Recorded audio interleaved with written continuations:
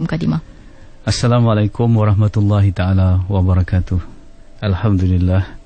Alhamdulillahirabbil alamin wassalatu wassalamu ala asyrafil anbiya'i wal mursalin wa ala alihi wa sahbihi ajmain. Puji dan syukur kepada Allah Subhanahu wa taala, Tuhan semesta alam. Selawat dan salam kepada junjungan besar Nabi Muhammad sallallahu alaihi wasallam, ahli keluarga dan sahabat-sahabat baginda.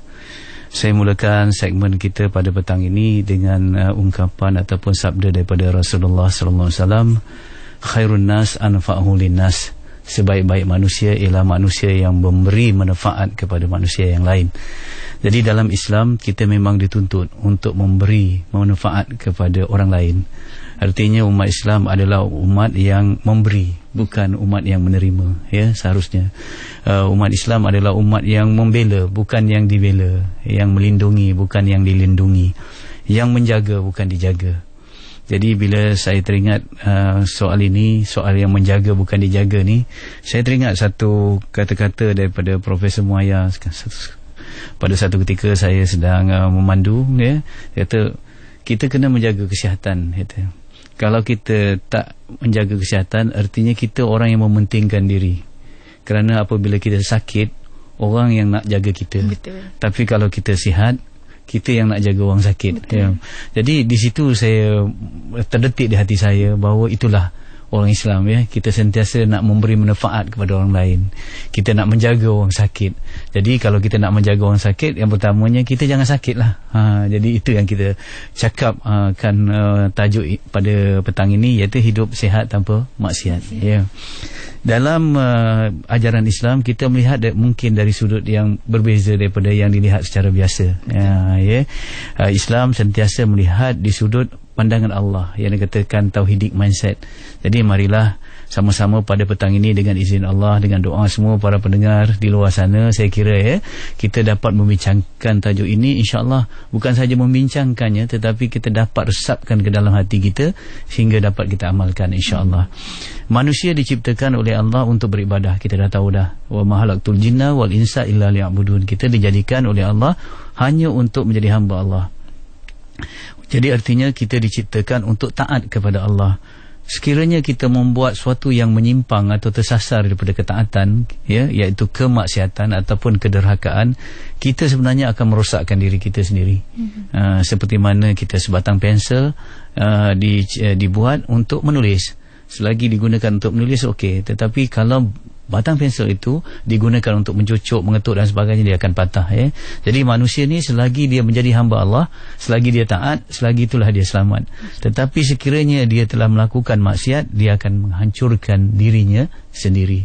Sebab itu apabila Rasulullah sallallahu alaihi wasallam satu ketika ditanya oleh para sahabat, apakah itu dosa? Rasulullah menjawab, dosa itu sesuatu yang meresahkan hati kamu.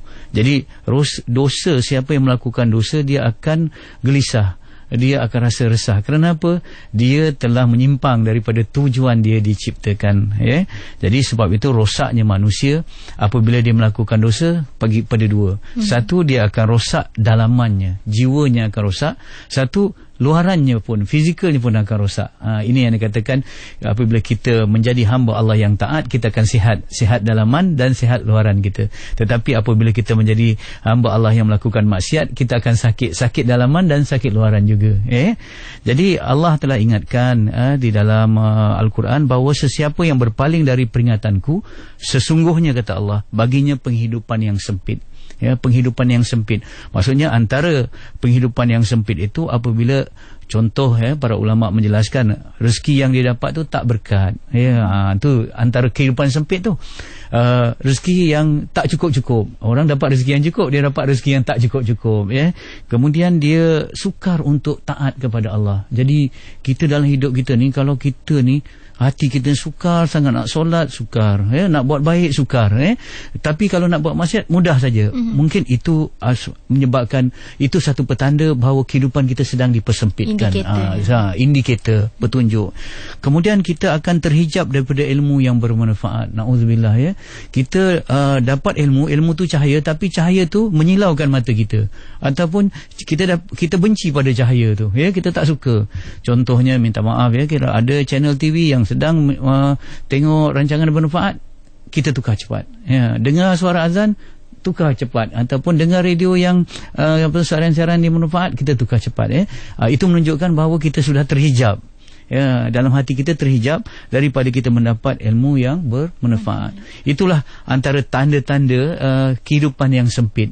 Tetapi para ulama menegaskan lagi, antara tanda kehidupan yang sempit ialah apabila kita terjejas kesihatan kita. Itu juga petanda. Bukannya artinya orang yang sakit atau tak sihat itu artinya dia kehidupan sempit. Itu salah satu tandanya bagaimana kita menghadapinya, ya.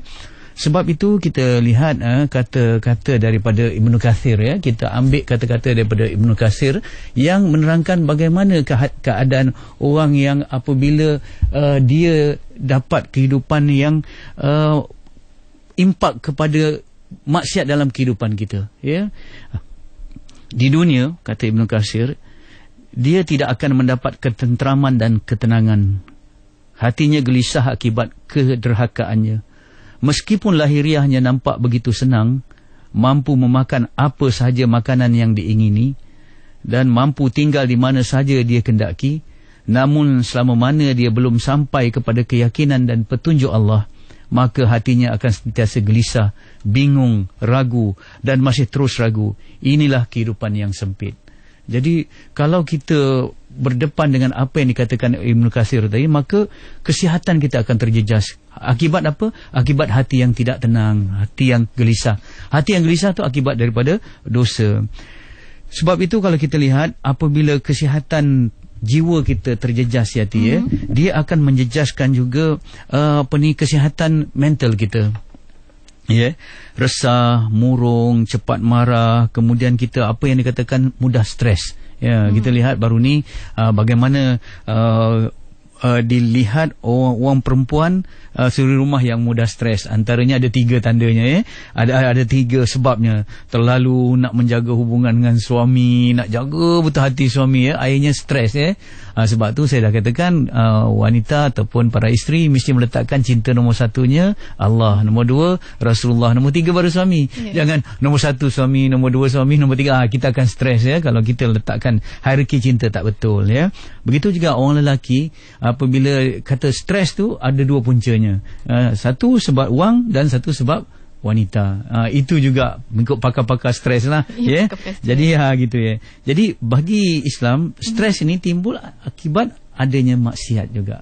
Maksiat juga penyumbang kepada stres, kerana apabila kita lakukan, na'udzubillah, kita melakukan maksiat lahir ataupun maksiat batin, dia akan ada kesan pada jiwa kita. Apakah yang dikatakan maksiat lahir ni? Maksiat lahir, kederhakaan lahir. Misal kata merompak, berzina, minum arak, kemudian kita mencuri, judi. Ini maksiat lahir. Manakala maksiat batin, yang ini lebih sukar kita lihat, sebab ni melibatkan soal dalaman kita, soal hasad, dengki, cinta dunia, tamak, pemarah, ini semua dalaman, Baik, kita tengok apa akibat maksiat lahir pada kesihatan, Cuba kita lihat, kalau orang berzina, dia akan mendapat penyakit AIDS, ataupun yang kita lihat sifilis, ataupun penyakit-penyakit wanita, ataupun penyakit kelamin, kita lihat, Sebab itu kalau arak contohnya merosakkan fikirannya, kemudian melibatkan aksiden, berlanggar dan sebagainya, ini juga akan menjejaskan kesihatan kita, tubuh badan kita, secara fizikal.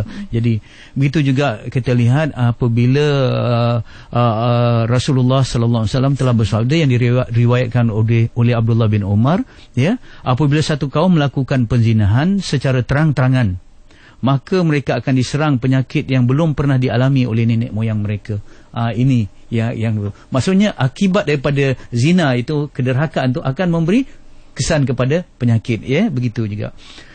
Ini kita kena lihat. Sebab itu kita lihat sekarang, minta maaf, hasil perkembangan terbaru yang kita baca dalam surat khabar semalam ataupun 2-3 hari lalu, AIDS, yang korban AIDS makin meningkat, dan bilangan orang dijangkiti HIV positif makin meningkat. Ironinya, kita hanya ada ironinya kita hanya ada kempen anti-AIDS, tapi kita tidak ada kempen anti-zina. Lebih-lebih lagi kita belum ada kempen mengelakkan menghampiri zina. Ya, itu pergaulan bebas, pendanaan aurat dan sebagainya. Jadi kita kena jaga bahawa mengikut kajian jangkitan AIDS melalui jarum sudah semakin kurang, melalui jarum suntikan, tetapi lebih kepada perpindahan melalui hubungan seks yang bebas. Ini kita kena jaga, iaitu zina lah ya. Itu. Tetapi ada juga maksiat batin tadi. Tadi maksiat lahir kan. Maksiat batin tu dia akan menimbulkan rasa risau, marah, geram, putus asa, kecewa.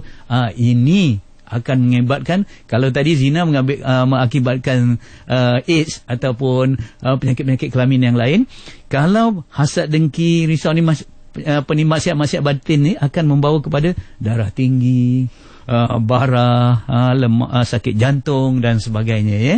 Baik, sedikit sebelum kita berkongsi dengan para pendengar ya. Bagaimana kalau kita tanya bagaimana maksiat batin ni boleh menggugat kesihatan lahiriah kita? Apa kait mengaitnya? Sebenarnya apabila kita melakukan maksiat, itu kita melakukan kederhakaan dan dosa, ia akan meresahkan hati kita. Jadi hati kita tidak akan tenang. Bila hati kita tidak tenang, ya, hati itu apa dalam bahasa Inggeris? Heart. Jantung, ya. Degupan jantung kita akan tidak menentu. Aliran darah kita, tekanan darah kita akan menyebab, orang kata haywire, akan menjadi huru-hara ya. Tekanan darah menjadi tinggi. Cuba tengok orang yang marah ya. Kadang-kadang dia mudah diserang sakit jantung, heart attack, ataupun stroke. Orang yang mudah marah ni stroke, dan dia juga darahnya tinggi. Tinggilah. Kemudian sistem penghadapan orang yang suka marah ni, yang mudah marah ni, yang pendendam ni, sistem penghadapan dia pun akan terjejas. Sistem penghadapan dia, saya bukan pakar, tetapi saya hanya membaca dan ini pengalaman kita tengok ya. Penyerapan vitamin dan juga pengeluaran antibodinya akan juga menurun. Antibodi ni kita nak lawan toksid-toksid ataupun virus-virus bakteria yang menyerang. Bila antibodi lemah, kita akan mudah diserang penyakit. Jadi akhirnya sistem saraf dan organ tubuh kita seluruhnya akan terjejas. Sebab itu kalau kita lihat, bila tidak tenang, kita akan diserang penyakit mazmumah. Bila penyakit mazmumah, iaitu penyakit hati, kita akan diserang oleh penyakit-penyakit lahiriah. Dia ada hubungan ya. Bila tak tenang, hati tak tenang, akibat tidak ingat Allah, bila derhaka kepada Allah, kita akan diserang oleh dulu penyakit mazmumah dulu ya. Penyakit mazmumah lah ya. Hasil daripada penyakit mazmumah ni akan pergi melarat kepada penyakit lahiriah ya. Itulah yang kita katakan dalam saya terbaca dalam buku yang ditulis oleh Dale Carnegie, Stop Worrying and Start Living. Dia kata apa? Risau, takut ini menyebabkan penyakit bara, jantung, darah tinggi dan sakit kepala. Begitu juga diabetes. Kencing manis orang kata ya. Akibat daripada risau dan juga bimbang ya. Jadi sebab itu apabila berlaku kemelisyatan ekonomi ya. Beberapa tahun yang lalu yang kita terkenal kemelisyatan ekonomi, pasaran saham jatuh dan sebagainya, banyak korporat-korporat yang lemah jantung, yang diserang stres, sakit gigi dan macam-macam ya. Sebab itu mereka menulis ya, ahli-ahli perniagaan yang tidak dapat mengawal perasaan risau akan mati muda. Ya, ahli-ahli perniagaan yang tidak dapat melawan rasa risau akan mati pada usia yang muda. Ini ya. Sebab itu Plato juga ya, kita lihat telah berkata, kesalahan ahli perubatan ialah cuba menguatkan tubuh tanpa menguatkan fikiran. Jadi bila hati kita runsing, fikiran kita runsing, kita nak cuba kuatkan badan kita, tidak akan kuat. Sebab kaitan antara kerunsingan hati kita dan juga kecelaruan fikiran kita dengan kesihatan tubuh badan kita sangat berkait rapat. Sebab itu ada perubatan yang dikata psikomatik, iaitu kita mengubat penyakit lahiriah, pada masa yang sama kita mengubat fikiran dan jiwa kita. Saya rasa itu sebagai intro kita. Sebab itu kita lihat ya, saya terbaca banyak buku-buku yang ditulis Rasulullah jarang sakit. Ada satu buku, mengapa Rasulullah tidak pernah sakit. Dan ini mengingatkan kita kepada surah dalam Allah Subhanahu Wa Taala menegaskan dalam surah Yunus ya, ayat 62, sesungguhnya inna awliya Allah, sesungguhnya wali-wali Allah, iaitu orang-orang yang akrab dengan Allah, tak rasa takut dan tak rasa bimbang dengan hal-hal dunia. Jadi mereka kurang stres, mereka tidak ada kerisauan, tidak ada kebimbangan. Sebab itu kalau kita lihat, ada juga para ulama yang menegaskan kita, solat tahajud itu satu terapi kepada kesihatan. Bukan kesihatan rohani kita, tetapi kesihatan tubuh badan kita. Sebab itu orang-orang yang akrab dengan Allah, selalunya mereka lebih sihat daripada orang-orang yang mudah stres, mudah marah dan sebagainya.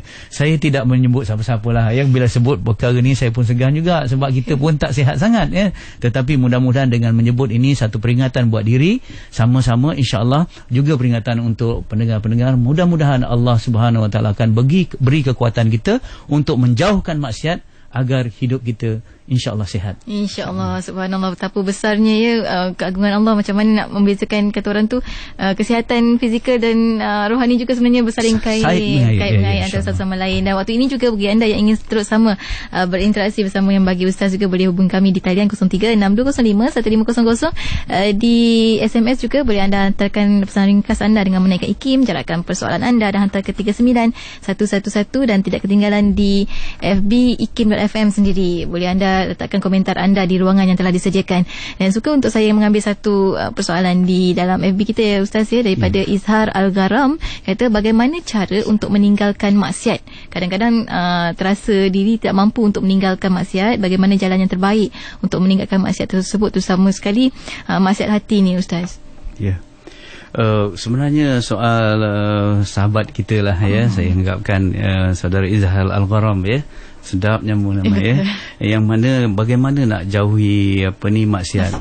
Sebenarnya kita melakukan maksiat ini kerana 3 sebab, ya.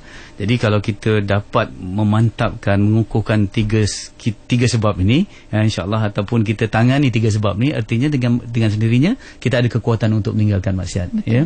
Maksiat itu berlaku apabila kurang keyakinan kita kepada Allah. Ya. Artinya waktu itu iman kita dalam keadaan yang begitu kritikal, ya, kritikal. Sebab itu dalam hadis jelas, ya, maksudnya kita melakukan kemaksiatan ataupun kederhakaan, waktu itu iman kita dalam keadaan yang sangat lemah. Dalam keadaan yang sangat lemah. Jadi sebab itu pertama yang kita nak kuatkan ialah kuatkan iman kita. Bila ditanyakan bagaimana kita nak kuatkan iman kita supaya dengan kuat iman tu kita boleh meninggalkan maksiat, ya. Kuat iman yang pertama kita perlu dengan, yang pertama kita kena dengan zikrullah. Dan zikrullah yang paling utama ialah kita menjaga solat kita. Sebab itu di dalam Al-Quran Allah Subhanahu Wa Taala menegaskan, inna solata tanha anil fahsya'i wal munkar. Sesungguhnya solat itu dapat mencegah fahsya'. Fahsya' ini kejahatan-kejahatan daripada seks. Zina, liwat dan apa yang sebagainya, dan juga kejahatan yang biasa ni lah, fahsya' mungkar ni, ya. Baik. Jadi apabila kita dapat melaksanakan solat dengan keimanan yang sebenar, apabila kita memahami maksud bacaan satu solat, yang kedua kita memahami maksud perbuatan solat, rukun kaulinya, dan kita dapat hayati dengan hati kita sedang menghadap kepada Allah Subhanahu Wa Taala. Sebenarnya waktu itu kita sedang memberi tonik kepada hati kita. Tonik atau input kekuatan pada hati kita, ya. Sebab tu saya buat satu metafora. Solat itu umpama kita charge bateri handphone kita lah, ya. Kita mesti selalu, jadi itu pentingnya, ya. Baik. Dan mesti kita iringi dalam kehidupan kita ni, kita sentiasa programkan untuk melakukan kebaikan sebanyak-banyaknya. Lepas solat kita buat ini, buat ini. Kita masih tergiur ataupun masih tergoda, ada temptation untuk kita melakukan maksiat. Tetapi oleh kerana kita dah atur hidup kita dengan penuh dengan kebaikan-kebaikan, kita akan buat ibadah sehingga kita rasa letih untuk melakukan maksiat. Bukan tak nak, tapi dah letih dah, kita dah. Sebab itu kena sibukkan diri kita, terutama remaja lah. Bila remaja ni ada 2 musuhnya. Remaja ni, satu tubuh badan yang sihat, satu masa lapang. Ya, ini nikmat yang selalu orang lupa, ya. Nikmat sihat dan nikmat masa lapang. Jadi remaja sepatutnya isi program hidupnya dengan penuh dengan ibadah tadi. Ibadah-ibadah yang dapat meningkatkan keimanan kita. Itu penting, ya. Yang keduanya, maksiat ni dilakukan apabila kurang keyakinan kita kepada hari akhirat. Kurang keyakinan kita kepada hari akhirat. Sebab Sebab itu apabila kita benar-benar meyakini adanya kehidupan hari akhirat, maka kita akan dapat kekuatan untuk meninggalkan maksiat. Sebelum kita mengingati akhirat, kita mesti ingat gerbang yang menuju ke akhirat. Apa dia? Gerbang menuju ke akhirat ialah kematian. Sebab tu dalam hadis, perbanyakkanlah mengingati suatu yang menghilangkan kelazatan, iaitu kematian. Kafa bil mauti wa'izah, cukuplah mati itu sebagai peringatan buat kamu. Jadi tadi kita dah melaksanakan solat, ibadah. Kemudian bila kita nak melakukan maksiat, kita ingat mati. Ingat mati. Kalau mati berlaku macam mana? Tahan tak aku menghadapi dengan seksa neraka? Mampukah aku berdepan dengan kemurkaan Allah dan sebagainya? Sebab itu bila nak ingat mati, ini yang dikatakan zikrul maut. Maut itu sentiasa dizikirkan. Dizikir itu diingati, ya. Kemudian kita tafakur mengingati mati, ya. Kita tafakur mengingati mati. Bila kita kata tafakur mengingati mati, bukan artinya lemah semangat kita untuk hidup, tidak. Hidup kita untuk beribadah tadi. Yang pertama, kita beribadah. Tetapi apabila kita teringat nak melakukan dosa, kita ingatkan kematian tadi, ya, iaitu ingat kepada hari akhirat. Itu penting, ya. Kemudian kita mesti tutup pintu-pintu, jalan-jalan yang boleh menarik kita kepada kemaksiatan. Jangan cuba dedahkan diri kita pada satu suasana ataupun keadaan dan sebagainya. Contoh, kita tahu kita ni mudah terlalai apabila kita bersendirian. Jangan bersendirian. Kita kena berjemaah selalu, berdamping selalu. Kita mudah terjebak dengan maksiat kalau kita pergi lalu ke tempat-tempat yang tak elok, ya, yang grey line, bukan saja kawasan hitam, tetapi grey tu pun kita tak pergi dah, ya. Kita jangan saja nak tengok-tengok, saja nak tinjau-tinjau, jangan, ya. Kita jangan kita tutup pintu tu. Ataupun perkara-perkara yang boleh mengimbau nostalgia kita kepada dosa. Mungkin kita dah buat dosa dulu, ya, tetapi sekarang kita dah bertaubat, tetapi jangan kita pergi lagi ke tempat-tempat yang boleh mengimbaukan sebab kita meninggalkan dosa ni bukan kerana kita rasa dosa tu kita kata dosa tu pahit. Dosa tu masih manis, cuma kita tinggalkan kerana kita takut kepada Allah. Melainkan orang dah terlalu kuat, dia meninggalkan dosa tu kerana dia benci pada dosa. Kita masih suka pada dosa, tetapi kita tahu dosa tu menyebabkan kita akan dimurkai oleh Allah. Jadi jangan dekat-dekat. Jangan dekat-dekat. Itu takwa tu penting. Ya, tu waqah, wiqayah, ya, kita menjaga precaution. Ya, itu penting. Itulah, nak sihat kena ingat mati. Itu dia. Dan waktu ini kita nak raikan rakan pendengar kita yang telah lama menanti di talian waktu ini di 0362051500. Mukmin Profesional waktu ini. Assalamualaikum, siapa di sana? Waalaikumsalam. Ya, siapa tu? Nama saya Siti. Ya, Puan Siti, silakan Cik Siti. Assalamualaikum Ustaz Farul. Waalaikumsalam Siti. Ini saya nak bertanya, ya, bagaimanakah cara kita nak seimbangkan diri kita di samping keluarga, di antara amalan-amalan kita tu di dunia dan juga di akhirat. Contohlah, ya, kita nak didik anak kita di samping akademik dia yang dia akan tempuhi di masa dia dewasa, dan juga amal-amal ibadat dia, solat dia bila dia dewasa juga. Nak minta Ustaz terangkanlah bagaimana cara mendidik anak di samping kita bekerja apa semua, kan, nak seimbangkan ibadah dunia dan akhirat. Ya, terima kasih banyak atas soalan. Assalamualaikum. Waalaikumsalam. Betul Ustaz, macam mana nak seimbangkan ni, bukan setakat untuk anak, sebenarnya untuk diri sendiri juga. Bagaimana tu Ustaz? Pertamanya saya ingin mengingatkan diri saya dan juga Puan Siti serta para pendengar, saya rasa tidak berapa tepat kalau kita katakan seimbangkan antara dunia dan akhirat. Tetapi yang lebih tepat ialah sepadukan antara dunia dan akhirat seiring. Dan perkara yang satu, ya. Contohnya kita nampak belajar akademik tu macam dunia, tetapi kalau niat belajarnya kerana Allah, dan kemudian akademik itu adalah kita belajar untuk melaksanakan tugasan-tugasan kerja-kerja kita, yang mana itu adalah tugas kita sebagai khalifah, ya. Sebab bila kita ada pekerjaan, contoh doktor ke, engineer ke, ataupun pemandu teksi ke, buruh ke, sebenarnya kita adalah khalifah. Bila kita khalifah, kita nak memberi kebaikan. Kita nak memberi kebaikan kepada manusia lain. Melalui apa? Melalui pekerjaan kita. Jadi doktor memberi kebaikan kepada pasien dia, pada pesakit dia. Engineer memberi kebaikan melalui bangunan yang mereka dirikan, jambatan, lebuh raya. Begitu juga buruh. mereka dengan tenaga mereka, taksi dengan pemanduan mereka, ya. Jadi artinya kerja-kerja yang memerlukan ilmu dunia ataupun ilmu akademik ini adalah kerja-kerja yang berkaitan dengan tugas khalifah kita, ya, itu ya. Jadi kita bekerja, contoh saya nak tunjuk contoh jurutera, katalah jurutera, ya, itu kita dapat gaji, ya, itu dunia kita. Tapi pada masa yang sama kita niatkan untuk ibadah, maka itu akhirat kita juga. Jadi kerja jurutera tu kerja yang satu, ya, tetapi dua matlamatnya, dua manfaatnya. Macam apa yang orang putih kata, killing two birds with one stone, ya. Kita pergi bekerja itu laba dan pada masa yang sama itu pahala. Yang itu kita buat untuk manusia, pada masa yang sama itu fardu kifayah yang kita buat untuk sebagai ibadah kepada Allah. Jadi artinya Puan Siti, ya, anak kita apa yang penting ialah niat dia belajar. Sama ada dia niat belajar agama ataupun niat belajar akademik. Namun susunannya begini, ya, kalau ikut hierarki ataupun prioritinya, tentulah ilmu fardu ain itu yang lebih utama. Ya, setelah ilmu fardu ain itu mantap, insya-Allah kita lengkapkan dengan ilmu akademik. Kerana ilmu fardu ain itu untuk membentuk kepribadian dia sebagai hamba Allah. Ya, sebagai hamba Allah, dia nak jadi mukmin. Manakala ilmu akademik dia itu adalah ilmu fardu kifayah untuk melengkapkan dia supaya jadi profesional. Jadi digabungkan antara fardu ain dan fardu kifayah, digabungkan antara hamba Allah dan juga khalifah, jadilah mukmin profesional.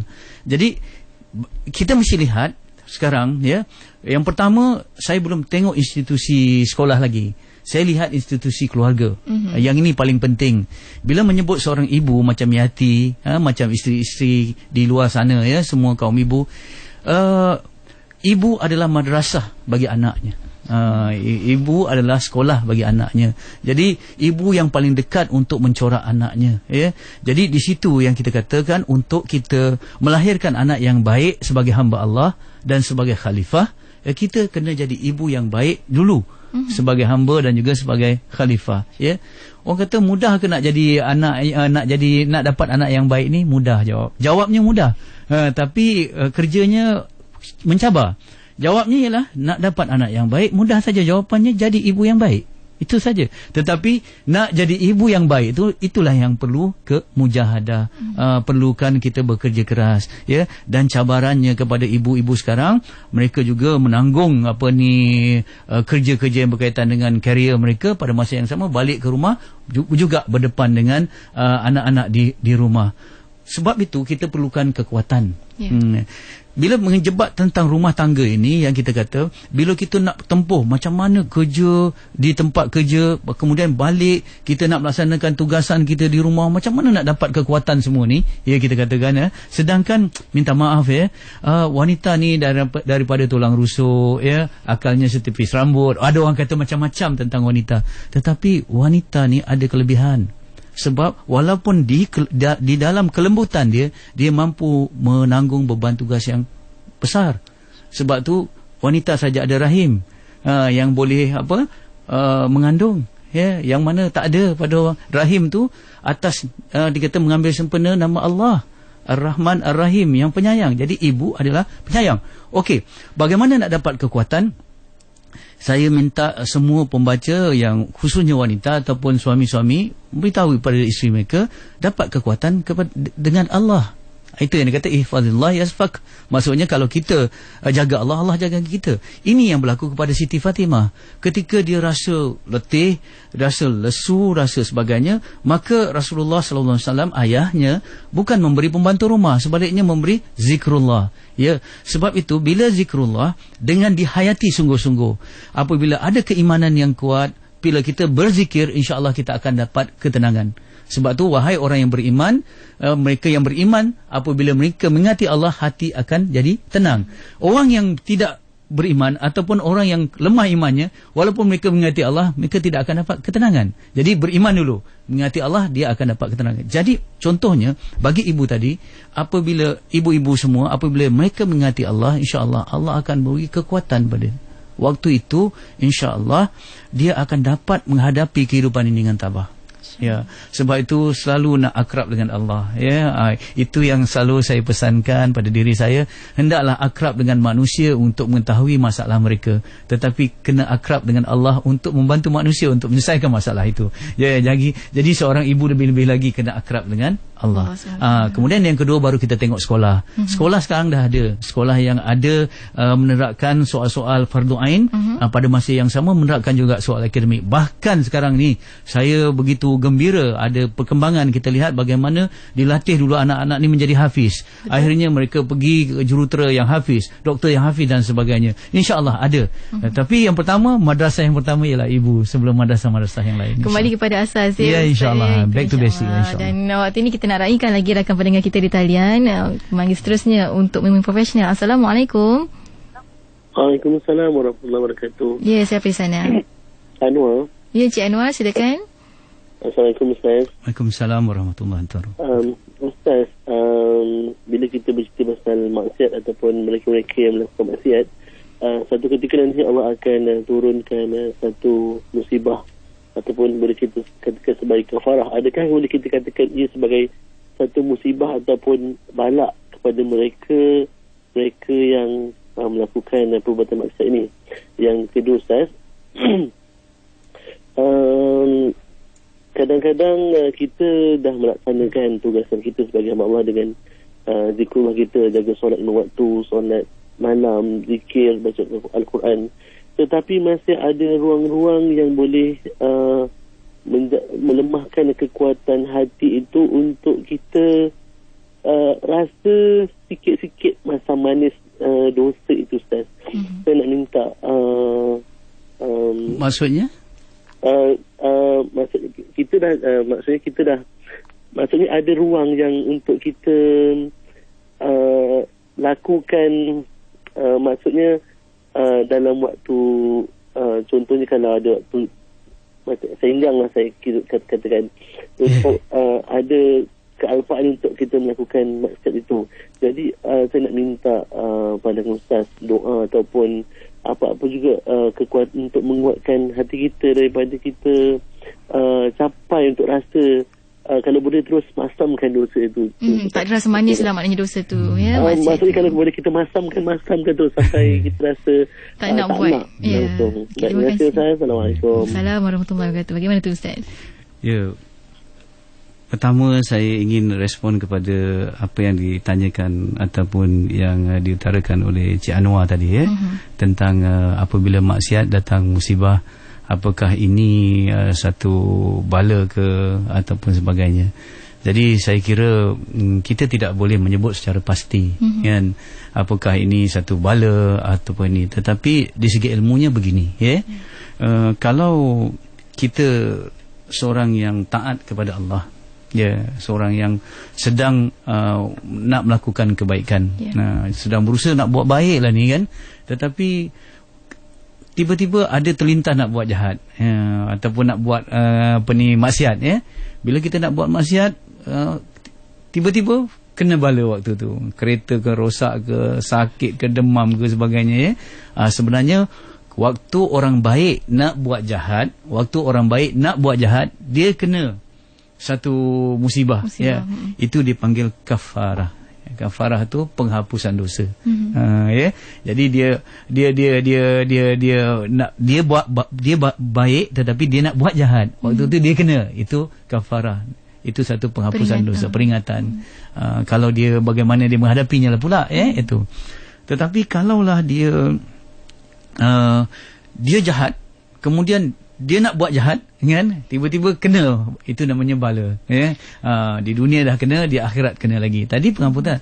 Tetapi ini ada orang nak buat baik ni. Orang baik dan sedang nak buat baik.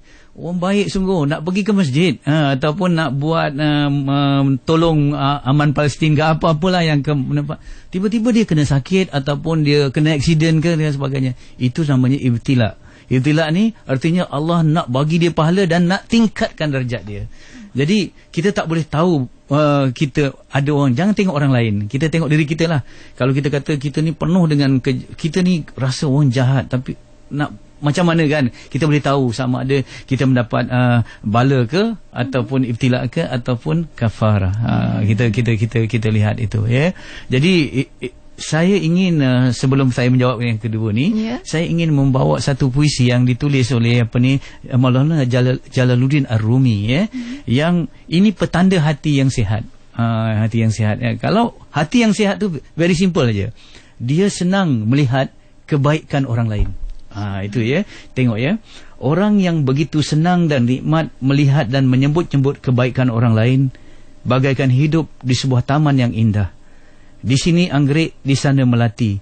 Di mana-mana saja mata memandang, yang nampak hanya berbunga yang indah, mekar dan harum mewangi. Dia lihat kebaikan orang tu macam dia duduk dalam taman. Sini bunga melati, sini bunga anggrek, sini bunga ros ya. Begitulah orang yang hidupnya dalam keadaan sihat, positif ya. Di mana-mana saja ia terlihat hanyalah keindahan. Tengok orang yang sakit pula. Sebaliknya orang yang gemar melihat aib dan kejelekan orang lain, fikirannya hanya diseliputi oleh aneka keburukan, sementara hatinya hanya dikepung prasangka-prasangka buruk. Kerana itu, kemana-mana pun matanya melihat, yang nampak ialah ular, kalajengking, duri dan sebagainya. Di mana saja dia berada, sentiasa tidak akan pernah menikmati keindahan hidup ini. Ya, kalau kita hanya melihat keaiban orang lain, macam kita duduk bukan dalam taman dah, dalam kandang harimau yang ada macam-macam binatang-binatang yang berbeza. Gitu ya. Jadi hidup kita tidak indah ya. Sebab itu kita kena jaga betul-betul kesihatan hati kita. Dan sebagai respon yang terakhir tentang bagaimana kita nak dapat satu kekuatan pada hati kita ya, untuk melihat maksiat tu tak indah lagi dah, atau tak enak lagi. Ini melalui proses mujahadah. Tak ada jalan pintas, tak ada jalan singkat ya. Terpaksa melawan dengan hawa nafsu kita. Ini tak ada yang kata boleh tak sekelip mata, tidak atau membina kebaikan mengambil masa. Ini kita kena jaga ya. Satu, kena melalui jalan mujahadah. Itu berperang melawan hawa nafsu. Kena buang rasa malas, kena buang rasa seronok pada dosa, kena buat banyak. Dan ini adalah satu perjuangan yang sangat pahit. Kerana kita melawan diri kita sendiri. Apabila kita menentang hawa nafsu ni, kita melawan diri kita sendiri. Tentulah pahit. Tetapi macam mana kita nak dapat bantuan? Itu persoalannya. Semasa kita bermujahadah, sebab itu kita kena selalu bergantung kepada Allah. Inilah yang diajar oleh Rasulullah sallallahu alaihi wasallam ketika dia berdepan dengan seorang sahabat, Muaz bin Jabal ya. Rasulullah sangat sayang Muaz bin Jabal. Bayangkan ya, Rasulullah terus peluk dan pegang dia. Muaz, aku sangat cintakan kau. Begitu Rasulullah dengan sahabatnya. Kemudian apa yang Rasulullah nak bagi? Rasulullah kata, Muaz, oleh kerana aku cintakan kau, jangan sekali-kali engkau meninggalkan doa ini selepas engkau menjalankan melaksanakan solat fardu. Apa doa ni? Allahumma a'inna ala zikrika wa syukrika wa husni ibadatik. Kita minta kepada Allah supaya membantu hati kita untuk mensyukuri nikmatnya, untuk mengingatinya, dan untuk memperbaiki amalan kita. Jadi kita mesti minta kepada Allah supaya Allah bantu kita untuk hati kita sentiasa mengingatinya. Jadi selain daripada mujahadah tadi, kita kena kuatkan doa ya, doa kepada Allah, minta kepada Allah. Dan ini kata para ulama lagi, doa ini adalah permulaan kepada untuk kita mendapat bantuan Allah dalam kita bermujahadah. Jadi mujahadah satu, berdoa satu, insya-Allah. Itulah yang boleh saya utarakan. Kita sama-sama tak sampai lagi, sama-sama sedang berjalan ya. Sedang sama-sama bermujahadah, insya-Allah. Insya-Allah. Dan nampaknya panggilan sebenarnya banyak daripada rakan-rakan pendengar kita di FB juga, banyak soalan. Tapi apa pun, masa pun dah sampai ke penghujung sebenarnya Ustaz ya, untuk sama-sama kita bicarakan tentang tajuk kita hari ini, berkenaan dengan hidup sihat tanpa maksiat. Mungkin sedikit tips dan juga panduan daripada Ustaz sendiri untuk kesihatan diri kita, jauhkan daripada maksiat ini Ustaz. Astaghfirullahalazim. Kita lihat benar-benar kehidupan Rasulullah sallallahu alaihi wasallam ya, yang begitu sihat ya. Apabila Rasulullah sallallahu alaihi wasallam sihat, Rasulullah boleh berjihad ya, dan boleh berdakwah dengan baik ya. Dan Rasulullah telah membuktikan pada kita, kalau kita baca dalam Syama'il Rasulullah, hidup Rasulullah, sentiasalah dada Rasulullah itu dengan perutnya rata. Artinya Rasulullah tidak obes, tidak buncit orang kata ya. Betul ya. Dan kalau kita lihat bagaimana pada usia 55 tahun Rasulullah mula berperang. Kita 55 tahun, pencen, kolesterol tinggi, obesiti, macam-macam ya. Berperang juga, berperang penyakit. 55 tahun mula berperang. Dan cuba bayangkan pada usia 53 tahun, 2 tahun ataupun 3 tahun sebelum Perang Badar, Rasulullah hijrah. Hijrah itu satu perjalanan 24 hari ya, melalui padang pasir yang malamnya terlalu sejuk dan siangnya terlalu panas, dan melalui jalan-jalan yang penuh dengan ranjau ya, yang mana jalan yang tidak dilalui oleh orang lain ya, jalan yang begitu panjang ya, dan tidak terdengar pun oleh kita semasa kita membaca sejarah hijrah Rasulullah demam dalam perjalanannya, ataupun sampai ke Madinah demam, tidak, Rasulullah terus sihat dan terus melaksanakan agenda perjuangannya, sebaik saja sampai ke Yathrib, dan juga terus melaksanakan apa yang dikatakan mempersaudarakan, terus sibuk berjihad dan berjuang. Artinya Rasulullah sallallahu alaihi wasallam ialah figur ataupun pemimpin yang sangat sihat. Sebab itu kita kena jaga kesihatan kita kalau kita cinta kepada Rasulullah ya. Dan yang penting kita gunakan kesihatan kita tadi untuk beribadah, berjihad di jalan Allah Subhanahu wa taala. Jadi insya-Allah mudah-mudahan salah satu jalan untuk kita sihat ialah kita menghindarkan maksiat, sama ada maksiat lahir ataupun maksiat batin. Dan insya-Allah petanda kita sihat ialah apabila kita melihat kebaikan orang lain seperti mana melihat bunga-bunga yang berada di taman insya-Allah. Insya-Allah. Waktu ini mudah-mudahan kita dapat mengubah